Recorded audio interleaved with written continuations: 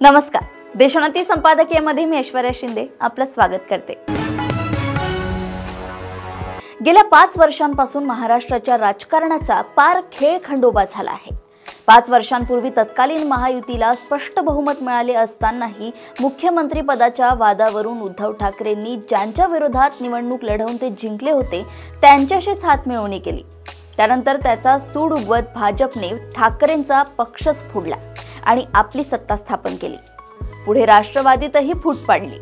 आता यावेळीही पुन्हा एकदा मुख्यमंत्रीपद कळीचा मुद्दा बनला आहे। एकनाथ शिंदे आधी मुख्यमंत्री पदावरून अडून बसले होते आणि आता गृह मंत्रालयाची मागणी त्यांनी केली आहे।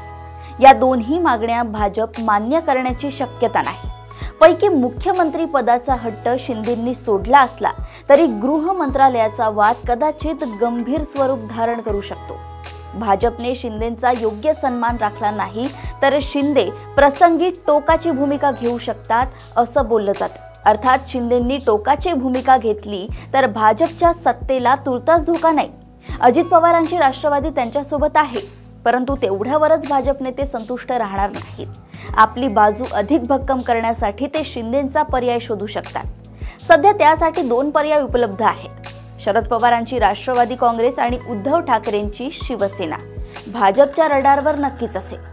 शिंदे बाजूला झाले तर उद्धव ठाकरेंच्या शिवसेनेला पुन्हा भाजप सोबत येण्यास फारसे कष्ट पडणार नाही। दुसरीकडे कायम सत्तेच्या आधारे वाटचाल करत असलेल्या शरद पवारांच्या राष्ट्रवादीलाही 5 वर्षे विजनवासात राहण्याऐवजी सत्तेसोबत जुळवून घेण्यास हरकत नसेल।